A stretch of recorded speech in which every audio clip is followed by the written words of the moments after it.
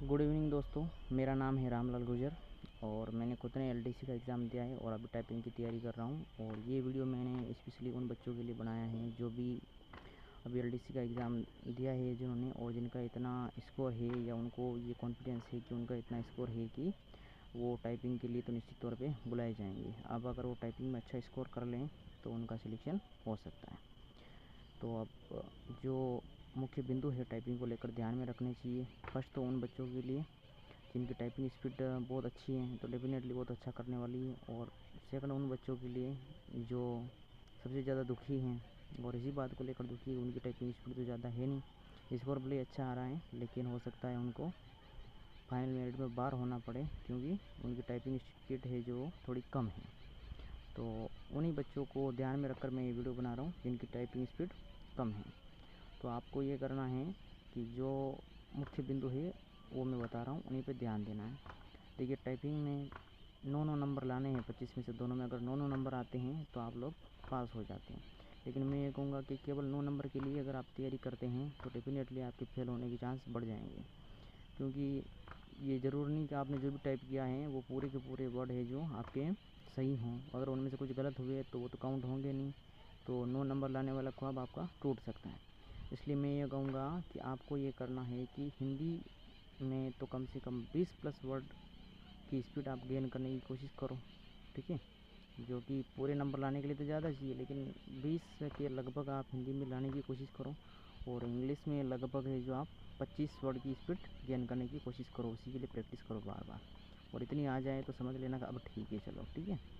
तो 25 अगर इंग्लिश में आते तो अच्छे खासे नंबर आ जाएंगे। यूँ कहें तो दोनों का कुल मिलाकर लगभग 10 से ज़्यादा 10-11 से ज़्यादा स्कोर आए, ठीक है, अपन का। ताकि कुछ वर्ड अगर गलत भी टाइप होते हैं तो मतलब आपको अगर वो काउंट में नहीं आते तो भी आपके 9 नंबर तो आ ही जाएँ। बाकी अगर आप 9 की करो 9 ही नहीं आए तो फिर तो अपने तो गड़बड़ हो जाएगा, इसलिए ऐसा नहीं करना है आपको, ठीक है। तो अब आप काउंट कर लेना कि 20 वर्ड से कितने वर्ड लिखेंगे आप। 10 मिनट में 200 वर्ड लिखेंगे और इधर 250 लिखेंगे, इनसे कितने नंबर बनते हैं आप काउंट कर लेना, ठीक है। तो मतलब एक्स्ट्रा नंबर अपन को कुछ रखने हैं कि अगर हम गलती करते हैं तो भी अपने को उसकी पनिशमेंट होने के बाद भी अपन पास तो हो जाएं। बाकी अगर 9 की तैयारी करेंगे तो 9 में लुढ़कना ही, फिर कुछ नहीं होने वाला, ठीक है। ये तो हो गया उनके लिए जिनकी टाइपिंग स्पीड कम है। और उन्हीं के लिए मैं एक 3 पॉइंट और बता रहा हूँ। जो पहला पॉइंट है वो है कि आपको माइक्रोसॉफ्ट वर्ड 2010 में जितने भी ऑप्शन हैं उनकी अच्छे से अच्छी प्रैक्टिस करनी है। उसमें टेबल से लेकर फॉर्मेटिंग से लेकर इंसर्ट मेन्यू, जितने भी मेन्यू है उसमें file, insert, view, page layout वगैरह वगैरह जितने भी कुछ मेन्यू आते हैं उनकी अच्छी प्रैक्टिस करनी है। उनका हर जगह यूज़ कैसे होता है वो आपको पता होना चाहिए और ज़्यादा से ज़्यादा उसकी प्रैक्टिस करनी है ताकि आपके जो एफिशिएंसी टेस्ट होने वाला अगर उसमें माइक्रोसॉफ्ट वर्ड से कोई क्वेश्चन आते हैं तो उनमें आपको फुल मार्क्स मिले, ठीक है। क्योंकि एफिशिएंसी टेस्ट आप अच्छे से उसमें पूरे में से पूरे मार्क्स ला सकते हो, ठीक है। और उनको तीसरी जो पहला पॉइंट तो हो गया। अब दूसरा पॉइंट ये है कि उनको एक्सेल की प्रैक्टिस करनी है, एक्सेल शीट की अच्छे से प्रैक्टिस करनी है। हर तरह के फॉर्मूले उनको याद करने हैं, फॉर्मूले लिख लिख के प्रैक्टिस करनी है। और जितने भी फार्मूले हैं, बेसिक फार्मूले हैं जो बार बार यूज़ में आते हैं, जैसे एवरेज का हो गया, सम का हो गया, ठीक है, मैक्स का हो गया, मिन का हो गया, ठीक है।